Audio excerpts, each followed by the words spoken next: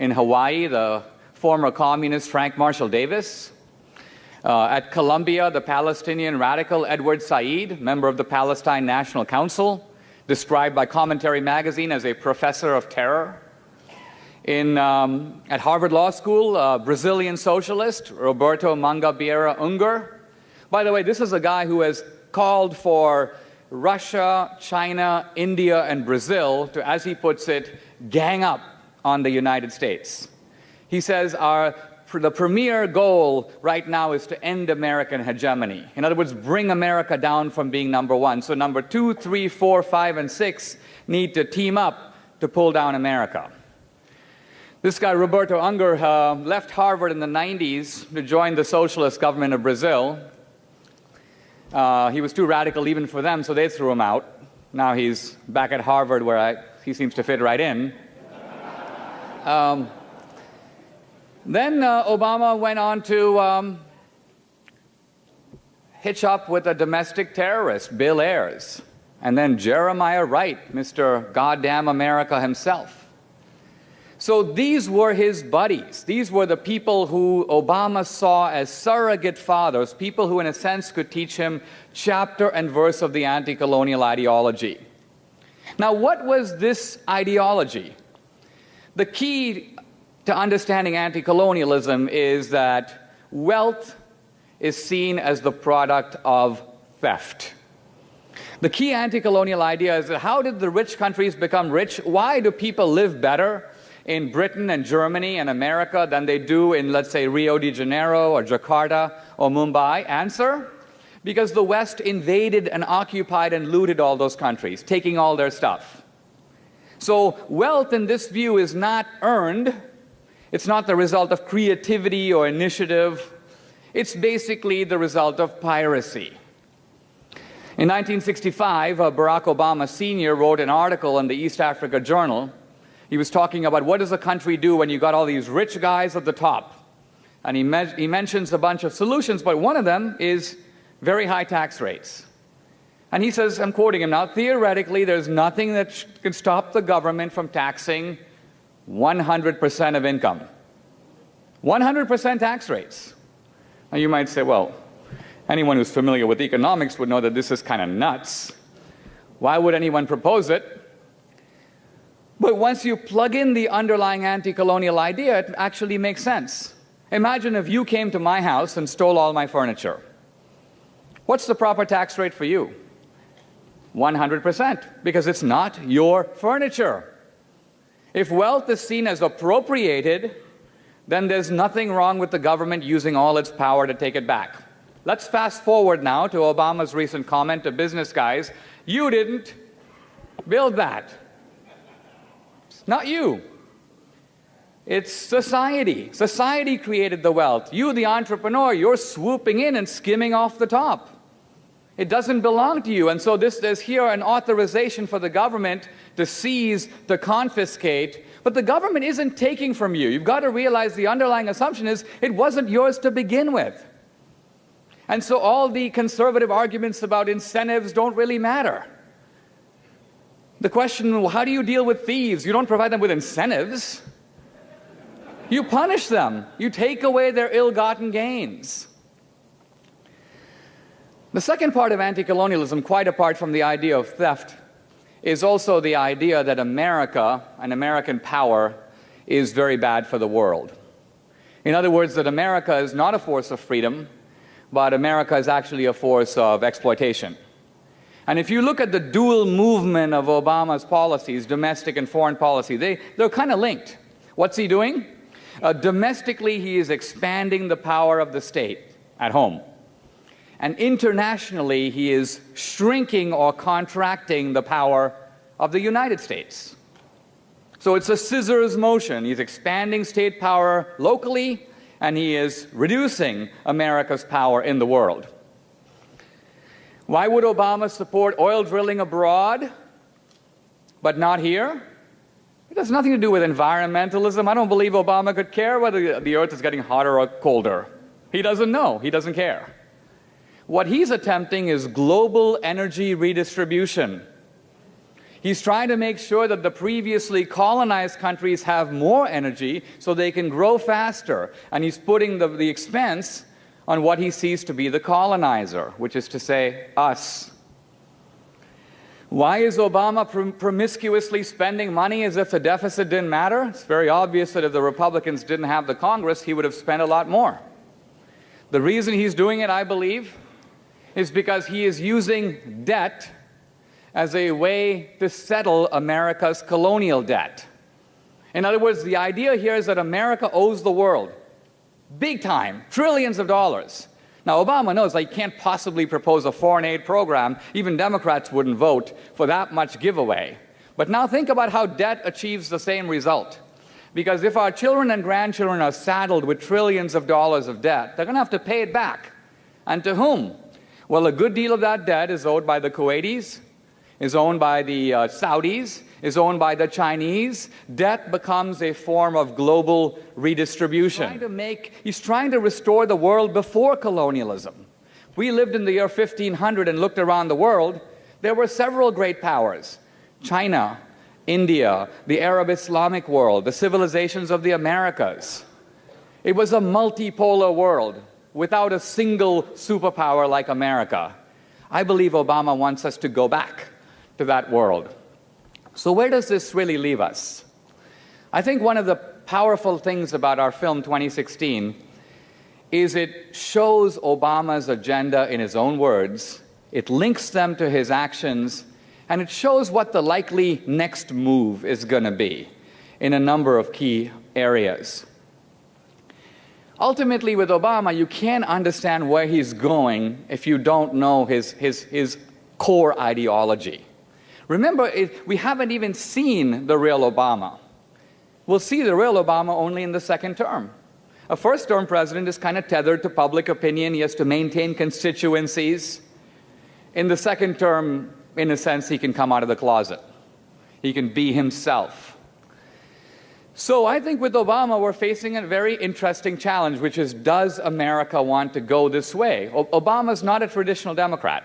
I'm sure if you went to Bill Clinton or Kerry or Gore and said, is it a good thing for America to be #1 in the world? They'd say, yeah, of course it is. I think from Obama's point of view, it would be perfectly fine if America were number 18 or number 64 in the world. Just one normal country like Finland or Greece or Somalia at the great dining table of nations. So in my view, that's Obama's goal. It isn't just that he hates America, he's fundamentally looking at America through global eyes. And what he's trying to do is right the ship of the world that he sees as being wrong side up for 500 years, ever since Columbus set out. This age of European superiority and now American superiority, Obama would like to see that end. And can you imagine if one man could do that in 8 years? Sure, at the end of 8 years, America would be a lot poorer, America would be a lot weaker, America would cease to be a special country, the American passport would have no greater worth around the world, America's currency wouldn't be anything special, and probably a lot of Americans would despise Obama. But at that point, I think he wouldn't really care. Why? Because he will have achieved almost single-handedly what no one has been able to do before. No Roman emperor could have single-handedly brought down the Roman Empire. While people talked about ending the British Empire, it took 2 destructive world wars to do that. I think in 2016, as Obama gets ready to clean out his office, whatever his reputation in America, if he can achieve his goals, he will ultimately be vindicated by that still small voice in his own head that says to him, well done, thou true and faithful servant. Thank you very much.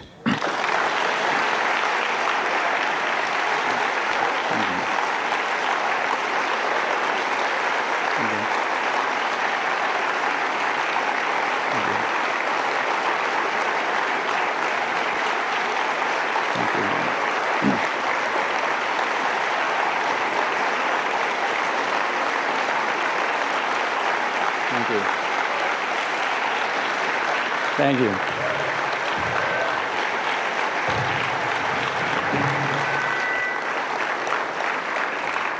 I believe we Do we have a few minutes for questions? I believe we do.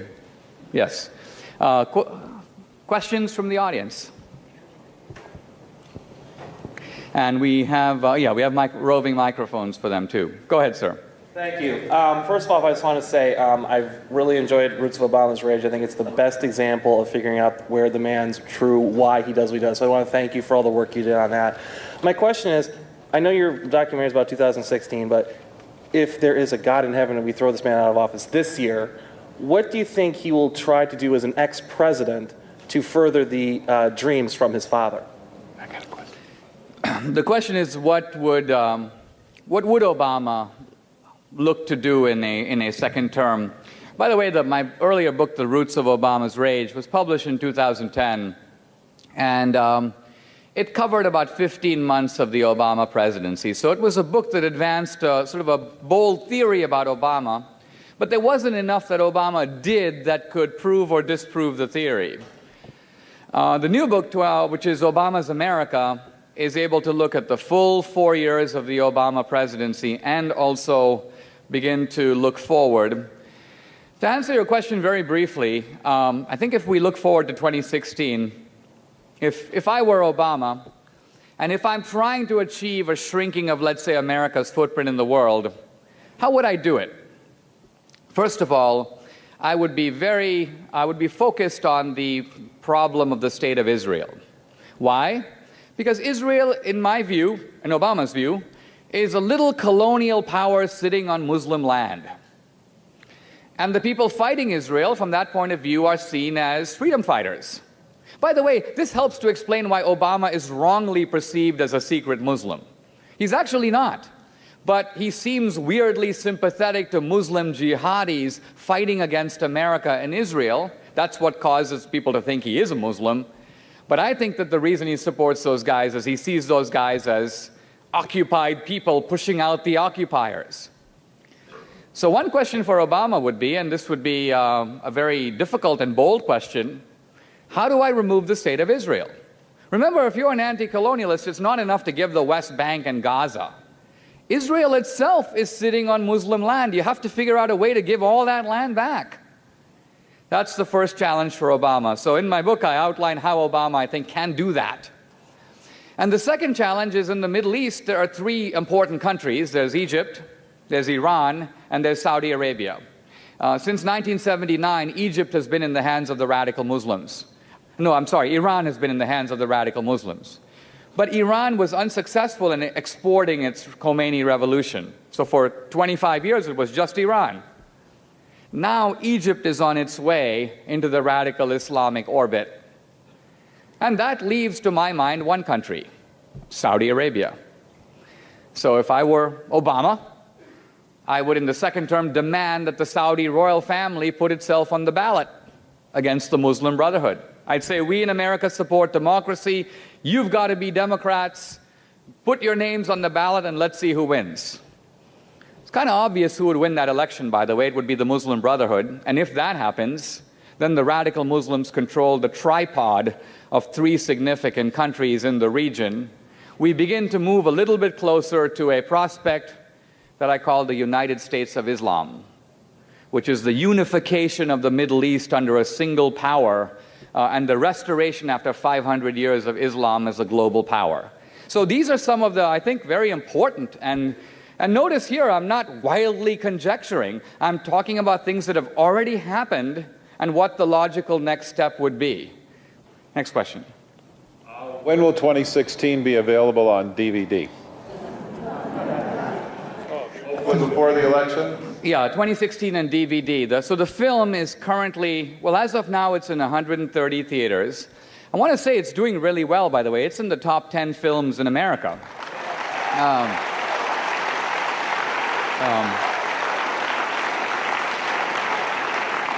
So it's going to ramp up. So 600 theaters next Friday, and we hope to be everywhere by the time of early September, when Americans really begin to focus as a country on politics. So the film will remain in the theaters through September, maybe the first week of October, and we'll have 1 month after that to do DVDs, home box office, various other formats, television, So the DVD will be in the last 4 weeks leading up to the election. Yes. Wonderful speech, wonderful program. What do you think is in Obama's college records that he's got them sealed, and his work record, and why does he have a selective service card from Connecticut when he never lived in Connecticut? Part two, what do you think his relationship is to the biblical Antichrist? Obama, there tends to be a lot of emphasis on the sort of birther controversy with Obama, but interestingly, Obama took the SAT to get into college, but his SAT score is unknown. At Columbia, his grades and GPA are unknown. He wrote a thesis. Its contents are unknown. He took the law school admissions test to go into Harvard Law School. His LSAT score, unknown. The New York Times wanted to interview people who knew Obama when he was a student at Columbia. Not even his classmates, people who may have roomed with him, or even janitors who cleaned his apartment. They couldn't find a single person alive who knew Obama. And Obama flatly refused to provide any such information. Obama, recently in David Marinus's book about Obama, he names a girl who dated Obama, claims that she was the girlfriend that Obama refers to in his own book, but their stories don't match. And when Marinus went to Obama, Obama said, no, I actually had lots of girlfriends, which is interesting because none of them have come forward. No journalist has ever interviewed any one of them. And so this is a man with many black holes in his biography. And I think this is the result. When we were doing our film, we'd be in Hawaii, we'd be in Indonesia, we'd talk to people who were related to the Obamas, knew his dad, knew his mom's thesis advisor, knew young Obama. And I'd ask them, well, when were you last interviewed? And they were like, we've never been interviewed. No one's been down here. So incredibly, this guy is, this is the biggest story in America, and it is being truly uncovered, not covered, in the mainstream press. It's a little bit of a scandal, I think, and it's not good for our democratic politics. It's not just the liberal media, by the way. The liberal media was pretty tough on Clinton and on Carter. There's another factor that's going on here that leads people in the press not only to not cover Obama, but when incriminating information surfaces, to try to squelch it and spike it and discredit the people who are bringing it out. And that gives you a little preview of the kind of reaction you can expect as our film goes national. Thank you. Let's go to the next question. Yes, sir. Each of us knows people that would not come here. Each of us knows people that you could not even have a logical discussion about the contents of this whole seminar, yourself and the other speakers included. Each of us in this room is probably going to go see this movie. I know I am. All right? The people who... Do you think the people who are not here, the people that refuse to talk about it, will go to this movie? And perhaps those guys standing out front. Yeah, the question is about really kind of how do you get independence, let's say, into the theater?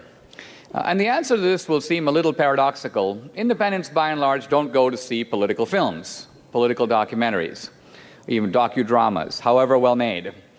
The way to make the film succeed is actually for conservatives en masse to go to it. Because if the film is a massive success among conservatives, the liberals will start screaming. And when the liberals start screaming, I don't know if you saw, a couple days ago I was on Piers Morgan. And if you looked at him, he had a very constipated look on his face for a whole half hour. But he was sputtering. I mean, his basic question was you can't say that. You can't possibly believe that. So liberal indignation is actually part of, it's written right into our marketing strategy.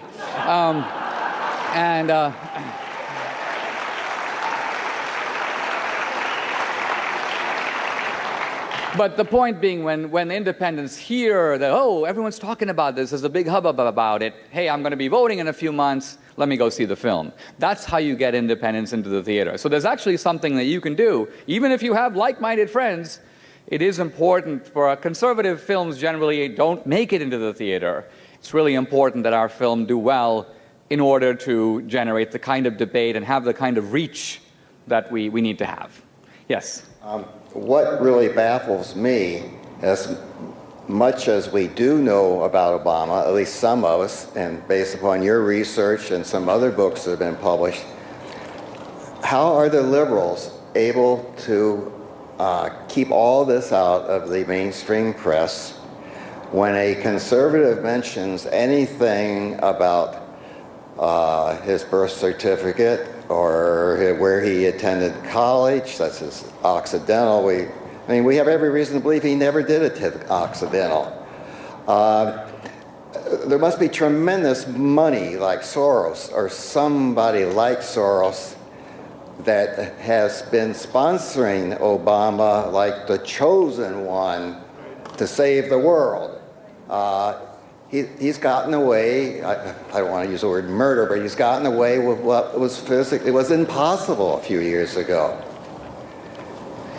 Yeah. I think with Soros and Obama, you're dealing with two meteors that are coming from different places but happen to be firing in the same direction. I don't think Obama's a pawn of Soros, and neither is Soros a pawn of Obama's.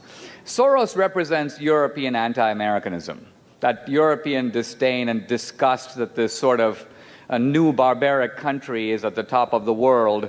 And Soros has that kind of familiar European condescension and, I think, animus toward America. Obama's animus is coming from different shores. It's third world anti-Americanism that was baked in the anti-colonial atmosphere of the 60s and 70s. There is anti-colonialism in Europe also, but here's the big difference. European anti-colonialism is based on guilt, but third world anti-colonialism is based on rage. And while those two can intersect, they're actually a different emotion. So these are ships that are moving in the same direction, so to speak.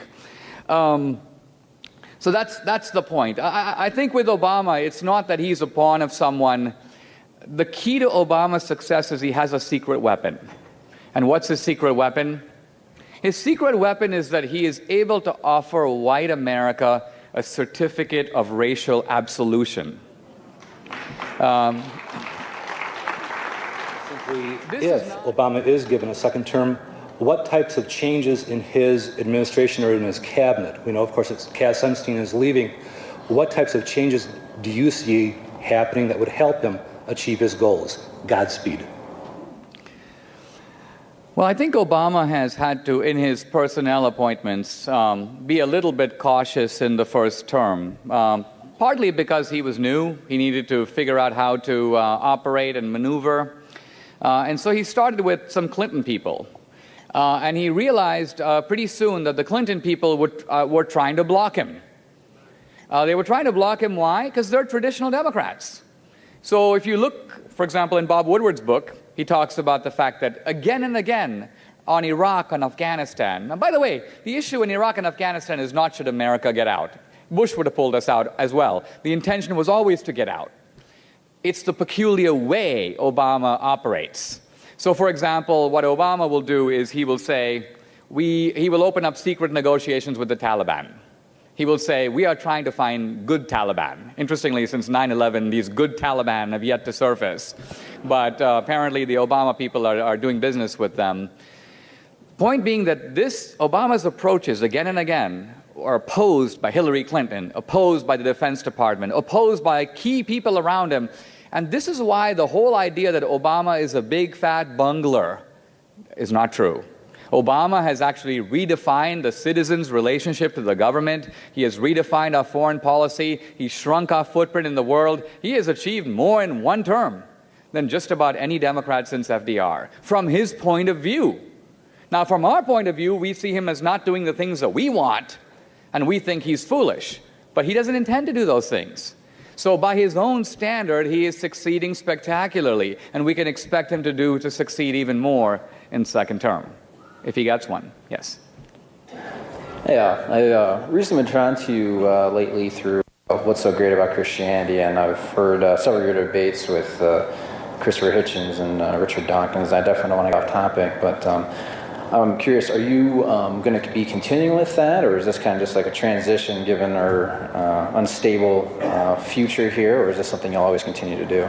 Well, the question is a little bit about my sort of second career. I'm the president of a liberal arts college called the King's College. It's a Christian college.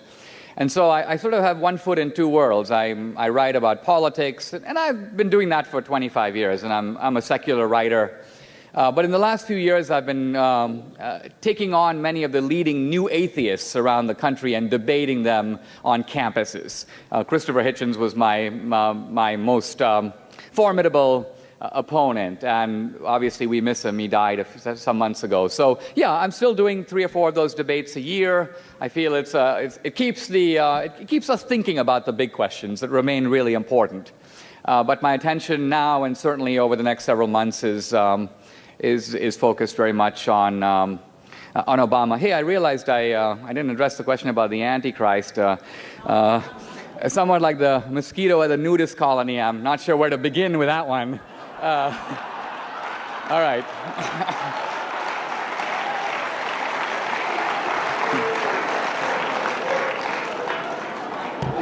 Go ahead. Thanks for coming here today to Michigan. There are some people in Michigan who will listen. You made a comment about the possibility in 8 years of a single person destroying America. I agree with you. I think that if Reagan was known as the great communicator, Obama's legacy will be the great destroyer. And life itself testifies to the truth of what you say. It took years to build the towers. It took a couple of hours to knock them down. It's harder to build a business than to destroy it.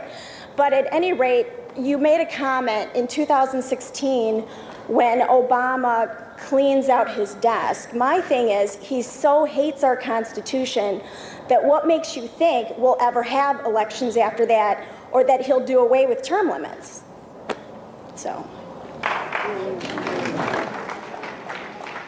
The question is about Obama, and once again, does he hate America? See, I think he subscribes to an ideology that wants a very different America.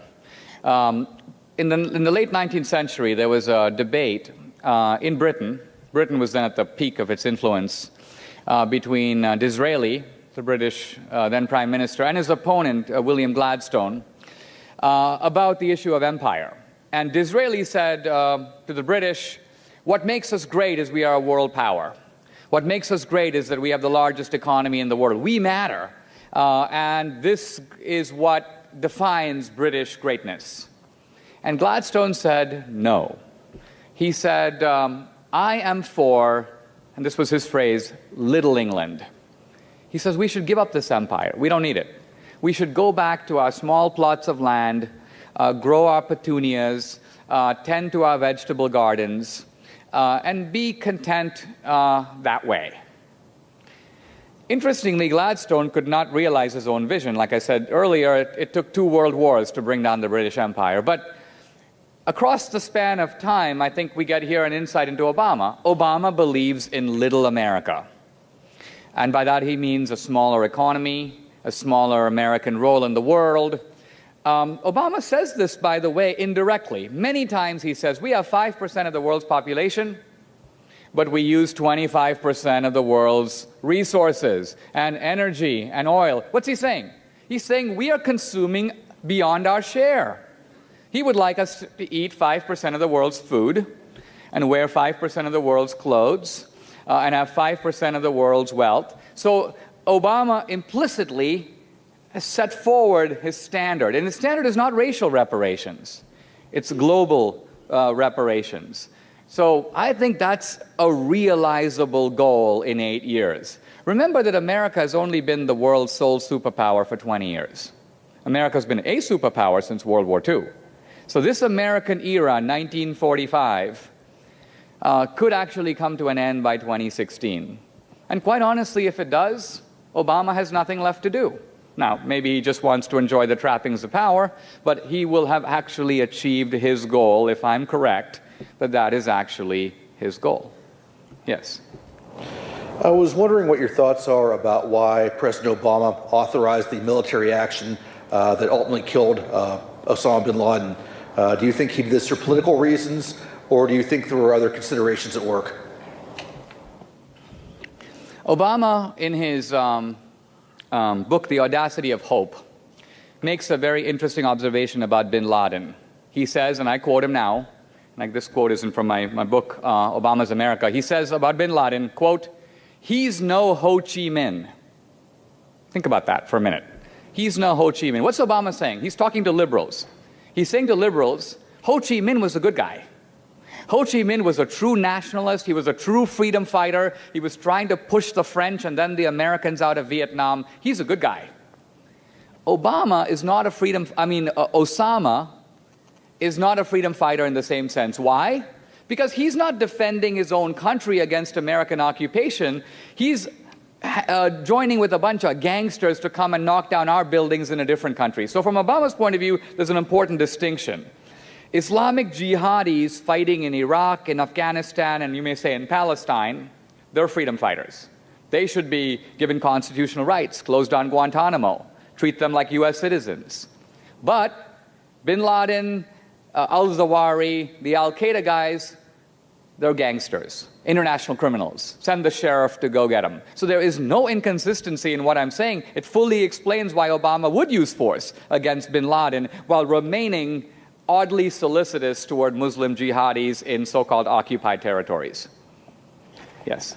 Hi, my name is Daniel, and I'm a returning veteran from my 5th deployment to Afghanistan. Thank you. Thank you. Thank you. My question is regarding the drawdown in Afghanistan and also the total drawdown of forces worldwide, and also the force as a whole, the U.S. military. Do you feel that he wants to dismantle the U.S. military, or is there some other reason behind this? When the question is about the military and resources to the military, you know, when Obama is asked about the military and military cuts, and there have been some deep cuts, he says we can't afford it. Because it's a necessary evil. Right. No, I agree. I agree. But what I'm trying to say is Obama suggests that, look, we're in a budget crisis. We can't afford military spending. But interestingly, he doesn't feel that way about other domestic spending. He's letting every other division grow. So this gives you a sense of Obama's sort of priorities. Now, the truth of it is if you want to slash nuclear weapons, you can. But you have to increase conventional forces. Because, think about it. China can put 80 to 100 million people on the battlefield. We can't. We rely on technology and superior force to counter that kind of, let's say, a Chinese invasion of Taiwan. Now, we don't need nuclear weapons, but then we need to be able to put a lot of boots on the ground, ships, planes. So conventional forces are costlier than nuclear bombs. And yet what Obama's doing is, again, with blind disregard for all these trade-offs that have been known for decades, he's just slashing both. He's slashing the military, and he's also dramatically drawing down our nuclear forces. So what's going on? I mean, I think Obama's strategy is the opposite of Reagan's, peace through weakness. And to put it even more sharply, historically, if Reagan deserves some credit for the dissolution of the Soviet Empire, it may be that Obama will have to get some historical credit for helping to produce the United States of Islam. Two quick questions here. I've heard some rumblings that if things aren't looking good for his reelection, he'll impose martial law. Your thoughts on that? And two, God forbid, if he does get reelected, what can we do to stop him from bringing us down? The first question is about martial law. And look, I think I won't speculate on that sort of thing. I think that we have plenty to go on with what Obama is actually doing. We can assess the things that he's done, and we can infer what the next steps might be. If Obama is reelected, look, I think that those of us who believe in a different dream, I'm an immigrant, right? So I love America, I believe in the American dream. To me, the great paradox is I'm a third world guy who's embraced America. Obama is an American-born guy who's embracing a third world ideology. So we've actually traveled opposite paths. While it is true, as someone said a moment earlier, that it's easier to pull a fence down than to build one up, I do think that there's enormous resilience in the American people. People say, well, the American people were so dumb they voted for Obama in the first place. No, no. First of all, Obama didn't disclose who he was. A lot of people voted their best ideals with Obama. They basically said that this is a symbol of America getting beyond its racial past. It would be great to have a president who looks like Obama and represents what Obama represents. So Obama knew that, and he was able to use that sort of hidden power. But I think now, 4 years later, and this is part of the message of our film, is, 4 years ago, we didn't know Obama.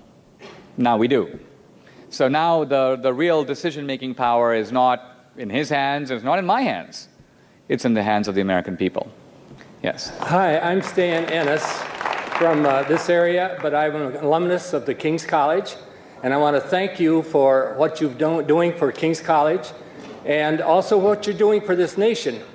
And my question to you is, how can we as parents and grandparents help our families and our friends think right when it comes to our country and that they can do what they can do to make sure that we keep our country what our grandparents did. Thank you.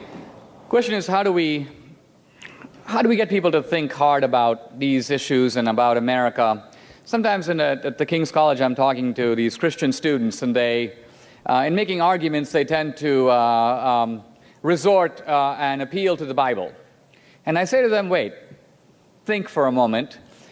It used to be 50 years ago that America was a sort of a Christian culture. And you could appeal reflexively, or Judeo-Christian, if you want, you could appeal to the Ten Commandments, and everyone kind of agreed that that's a good way to live. And everyone kind of agreed that the Bible is an authoritative, if not the Word of God. But I said, but wait a minute. Now we're living largely in secular culture. And that consensus is somewhat dissolved. So if you're going to make arguments about gay marriage or any other subject, it's not going to be enough just to quote from the book of Leviticus or the Gospel of Matthew. You're going to need to have a different language to get through to people who don't share your assumptions. Now, why am I saying this? Exactly the same thing is true with modern American conservatism. Conservatism was once the native language of American politics. But because of some dramatic shifts in our culture, accelerated by Obama, that language is now unfamiliar and strikes people as a certain kind of insider baseball talk. So it's really important, again, if you want to reach across the aisle or reach out to the middle, to find a conservative language that doesn't rely on a certain kind of in-house cliche. You can't say stuff like, Obama's against freedom. Because actually Obama's for a certain type of freedom. He may be against economic freedom, but he's certainly for greater sexual freedom. So in other words, what kind of freedom are we talking about that we want to advance? So again, things that we understand within the room are not necessarily understood in the larger society. One way we help our young people think about these questions is to return to first principles. And a really good place to start is, of course, the American founding. Yes. That seems to be a nice segue to my question. When I hear Obama, when I hear hardcore Democrats speak, liberals, they have their own sense of righteousness. They have a true sense of justice. It's just very different from ours. And they have a real set of core principles. And our country has come so far, and the church is utterly confused on even biblical values, a biblical worldview, that I find it's actually easier for me to talk to someone in the secular world than a pastor of a church. Can you comment on the role of pastors of the church in America, because when I look at, if we just had unity amongst ourselves, we could take back this country.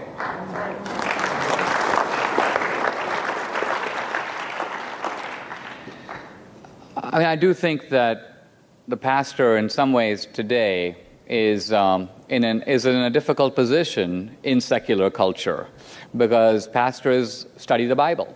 They go to divinity school. And yet sitting in their own pews are lots of people who are engineers and scientists and are reading about the Higgs boson and the God particle. And this is not something pastors know anything about. So they're disconnected in some ways from the great explosion of knowledge in the world, in brain science, in astrophysics, but also in economics.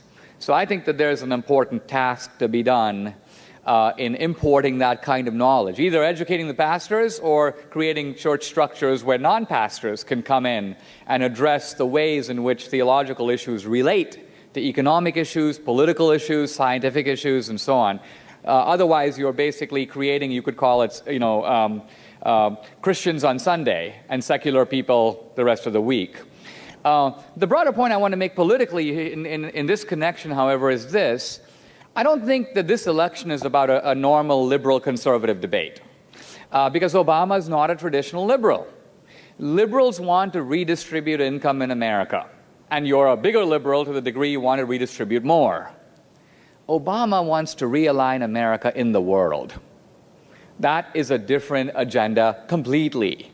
And I think, for me, through the film, through my book, exposing that agenda is the way of challenging Obama in his own constituency. Even African Americans have taken devastating economic losses, but they hang with Obama. Because why? Because they think, well, he's one of us. He's our champion. One of the things you see in the film is we don't argue this point, but as you follow the film, you're in Hawaii, you're in Indonesia, you're in Pakistan, you're in Kenya. You suddenly realize this is not Selma, this is not Montgomery, this is not the segregationist South. This guy has had a very different history. You don't say it, but you show it. And then people go, wow, maybe, liberals are puzzled, like, why doesn't Obama seem to care about the poor? Typical answer, he's too cerebral. He's very professorial. He thinks at such a high level that he doesn't connect with ordinary emotional issues. Dinesh's theory, Obama doesn't seem to care about the poor because he doesn't. His focus is on pulling down the rich. You don't need another theory. So bottom line is that with Obama, you're dealing with a new kind of guy. Now, there's no question in my book, my film, they're going to attack us and say, why are you doing all this? Why are you getting into his past? And so on. When I was on C-SPAN a couple of years ago, Jonathan Alter says, in America, Dinesh, we don't judge people by what their fathers believe. Ronald Reagan's father was an alcoholic. And we don't judge Reagan by what his father thought. I said, well, yeah, but Reagan didn't write a book called Dreams from My Father. Obama has made his multiculturalism, his history, his past, his story, the centerpiece of who he is. Never once has he said, I did some crazy things when I was in my 20s and 30s, but I'm way over that now. That was my Ted Kennedy moment, but I've matured. No, to this day, if he's asked questions, he goes, go read my book. I wrote a 400-page book. It's all in there. So Obama claims his past. He claims this multicultural history, and all we're saying is, let's just examine just quite how multicultural it really is, and what these influences really are.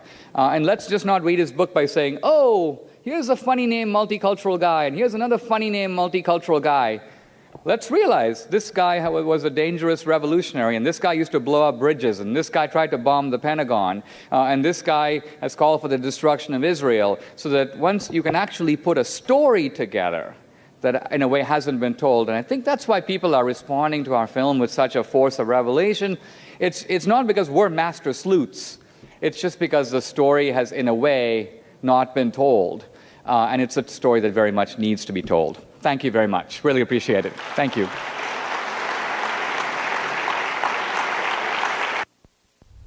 For more information, visit the author's website, DineshD'Souza.com.